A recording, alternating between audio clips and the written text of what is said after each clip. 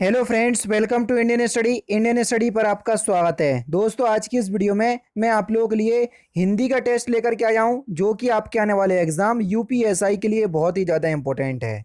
Video को and तक जरूर देखिएगा, क्योंकि लास्ट में मैं आपसे क्वेश्चन भी पूछूंगा और उसका आंसर आपको कमेंट बॉक्स में बताना होगा।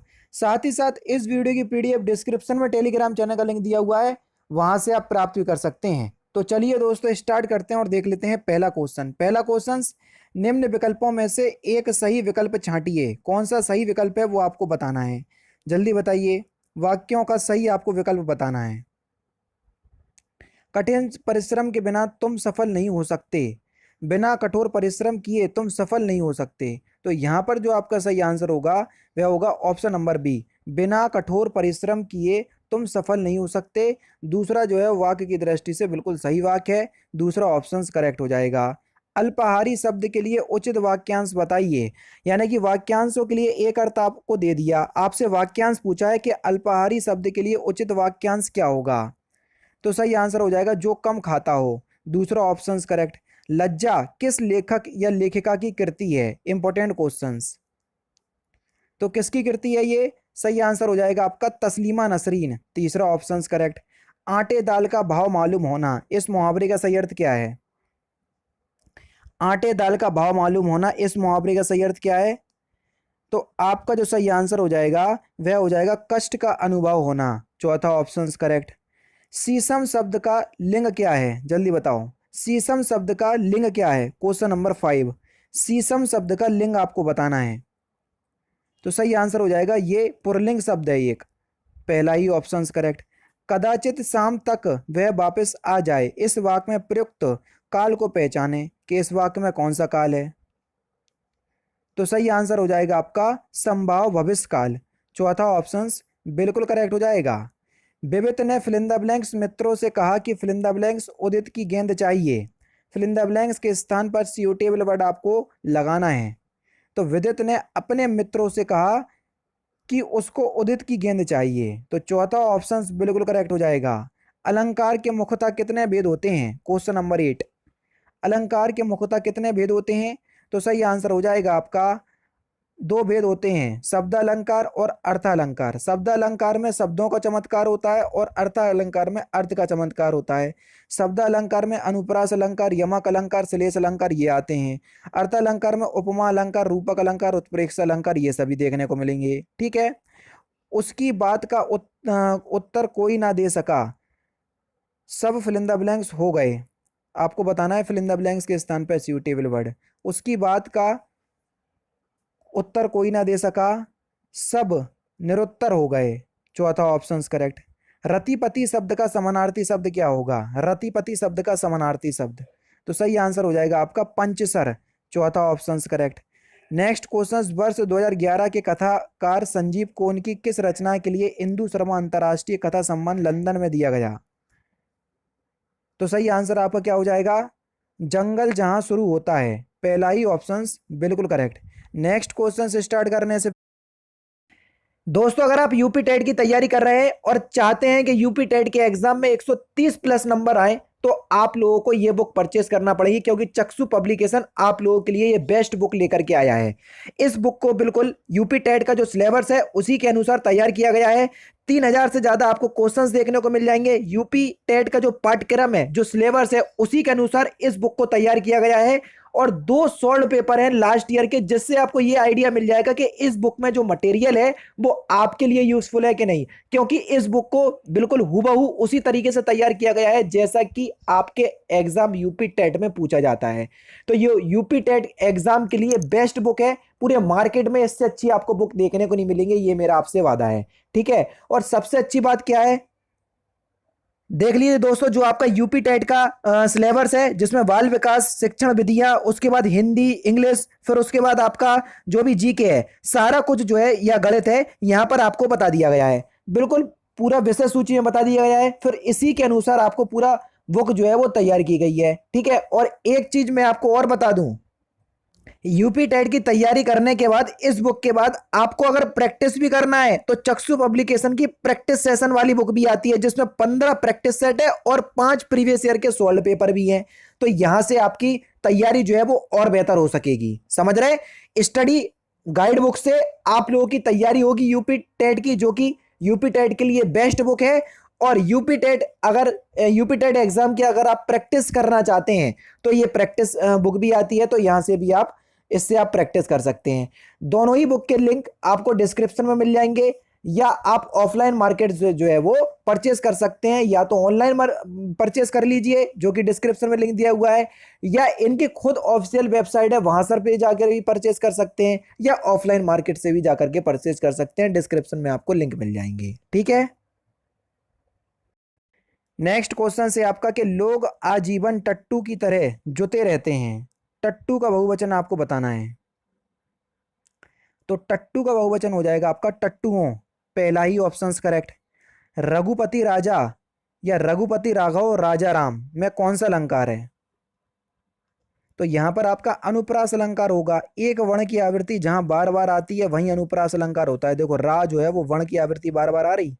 हिंदी भारत की फिल इन द ब्लैंक्स है, तो हिंदी भारत की जो है ये राजभाषा है अनुच्छेद 343 के तहत। पहला ऑप्शन करेक्ट। तेज गर्मी में चलने के कारण वह फिल इन द ब्लैंक्स हो गया, तो वह क्या हो गया? अचेतन हो गया। दूसरा ऑप्शन बिल्कुल करेक्ट। जयद्रथ वध किस लेखक या लेखिका की रचना है?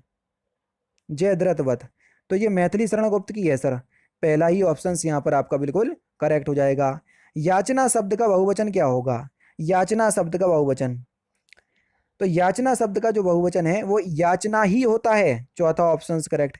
दिए गए विकल्पों में से सही वाक्य चुने। कौन सा बिल्कुल सही वाक्य? क्वेश्चन नंबर 18, जल्दी बताओ। तो आपका सही आंसर हो जाएगा स्वभाव के अनुकूल तुम्हें यह कार्य करना चाहिए। पहला ही ऑप्शन जो है वो आपका बिल्कुल करेक्ट है। नेक्स्ट क्वेश्चन, उन्नति का विलोम शब्द क्या होगा? उन्नति का विलोम शब्द, तो उन्नति का जो विलोम शब्द होगा वह होगा आपका अवनति। तीसरा ऑप्शन करेक्ट। कौन सा सर? तीसरा ऑप्शन करेक्ट।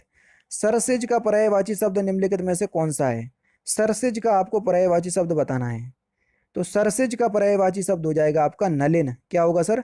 नलिन। पहला ऑप्शन करेक्ट। दिए गए विकल्पों में से विपिन का समानार्थी शब्द क्या होगा? विपिन का समानार्थी शब्द आपको बताना है। तो विपिन का समानार्थी शब्द हो जाएगा आपका कानन, और कानन जो है वो वन का पर्यायवाची शब्द होता है, तो दूसरा ऑप्शन करेक्ट।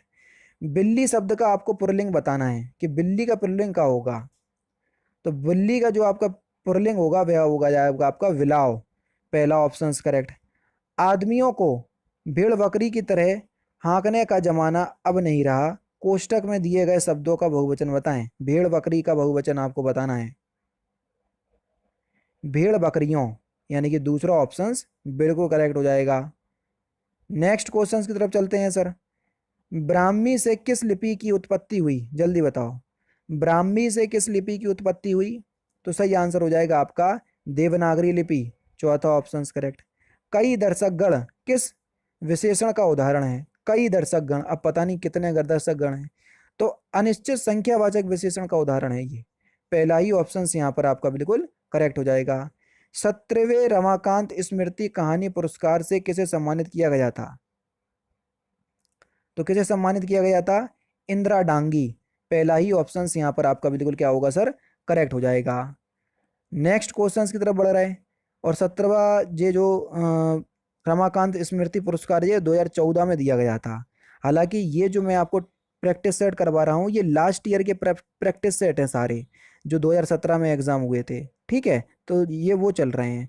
तो ये जो पुरस्कार पूछा तो 2014 का पूछा, उसी टाइम का पूछा। ठीक है, तो इस वजह से जो है आपके सामने आ गया। हालांकि आपके लिए इंपॉर्टेंट नहीं है अभी फिलहाल की दृष्टि से देखा जाए तो। चोरी करके तुमने ऐसा कार्य किया है कि तुम्हें फिल इन द ब्लैंक्स चाहिए। सही मुहावरे को छांटकर वाक्य पूर्ण कीजिए। तो सही आंसर हो जाएगा चोरी करके तुमने ऐसा काम किया है कि तुम्हें चुल्लू भर पानी में डूब मरना चाहिए। उपमेय, उपमान, साधारण, धर्म और वाचक किस अलंकार के भेद हैं? तो ये उपमा अलंकार के भेद हैं सर। पहला ऑप्शन करेक्ट। नीचे दिए गए शब्द किस गुणवाचक विशेषण के प्रकार हैं? अच्छा, दानी, न्यायी और कृपालु। तो आपका सही आंसर हो जाएगा किस गुणवाचक विशेषण के भेद हैं ये? तो ये गुणबोधक के हैं। चौथा ऑप्शन करेक्ट। दिए गए विकल्पों में से शुद्ध शब्द छांटिए। चारों ही ऑप्शंस आपके सामने, आराम से पढ़ो और बताओ कि शुद्ध शब्द कौन सा है। सही आंसर हो जाएगा भारत में अनेक दर्शनीय स्थल हैं, पहला ही ऑप्शन करेक्ट। ढोल के अंदर पोल, कहावत का अर्थ क्या है? तो इस कहावत का अर्थ हो जाएगा दिखावा कुछ और गुण कुछ नहीं, तीसरा ऑप्शन करेक्ट। रिजु का विलोम शब्द आपको बताना है, रिजु का विलोम शब्द क्या होगा? तो रिजु का विलोम शब्द हो जाएगा आपका वक्र, पहला ही ऑप्शन करेक्ट। अर्थ के अनुसार फिल इन द ब्लैंक्स के फिल इन द ब्लैंक्स भेद हैं, तो सही आंसर आपका क्या हो जाएगा? अर्थ के अनुसार समुच्चय बोधक के 8 भेद हैं, दूसरा ऑप्शन यहाँ पर आपका बिल्कुल क्या होगा सर? करेक्ट हो जाएगा। और समुच्चय बोधक अव्यय जो है वो मैं आपको पढ़ा चुका हूँ अनअकैडमी पर, बोल तो रहा हूँ एक बार आओगे कभी जा नहीं पाओगे। निम्न विकल्पों में से एक सही विकल्प छांटिए, कौन सा विकल्प जो है वो बिल्कुल सही विकल्प है? सही आंसर हो जाएगा जीवन क्षण भंगुर है, व्यर्थ नष्ट ना करें, पहला ही ऑप्शन जो है वो आपका बिल्कुल करेक्ट हो जाएगा। यह जीवन क्या है? निर्जर है, इस वाक्य में प्रयुक्त अलंकार पहचानिए। तो इस वाक्य में रूपक अलंकार होगा, कौन सा सर? रूपक अलंकार, पहला ऑप्शन करेक्ट। संसार में सभी तरह के लोग रहते हैं, कोई उदार तो कोई फिल इन द ब्लैंक्स, कोई धनवान तो कोई फिल इन द ब्लैंक्स। तो संसार में कई तरह के लोग रहते हैं, कोई उदार तो कोई अनुदार, कोई धनवान तो कोई रंक, पहला ही ऑप्शन जो है वो आपका बिल्कुल करेक्ट होगा। लास्ट क्वेश्चन, खटाई में पड़ना, इस मुहावरे का सही अर्थ क्या है? सिंपल सा क्वेश्चन से, आराम से आप इस क्वेश्चन का आंसर मुझे कमेंट बॉक्स में बताइएगा कि खटाई में पड़ना इस मुहावरे का सही अर्थ क्या होगा। तो दोस्तों ये थे आपके 40 हिंदी के इंपॉर्टेंट क्वेश्चंस जो कि आपके आने वाले एग्जाम यूपीएसआई के लिए बहुत ही ज़्यादा इंपॉर्टेंट हैं। वीडियो अगर आपको अच्छी लगी हो तो प्लीज़ दोस्तों वीडियो को लाइक और शेयर जरूर कर दीजिएगा। तो दोस्तों फिलहाल की वीडियो में सिर्फ इतना ही। अगर आपको वीडियो पसंद आए तो प्लीज़ दोस्तों वीडियो को लाइक कीजिए, शेयर कीजिए और साथ ही साथ हमारे चैनल को सब्सक्राइब करना ना भूलें, क्योंकि मैं रोजाना इसी तरह के वीडियोस आप लोगों के लिए लाता रहता हूँ। नमस्कार दोस्तों, जय हिंद, जय भारत।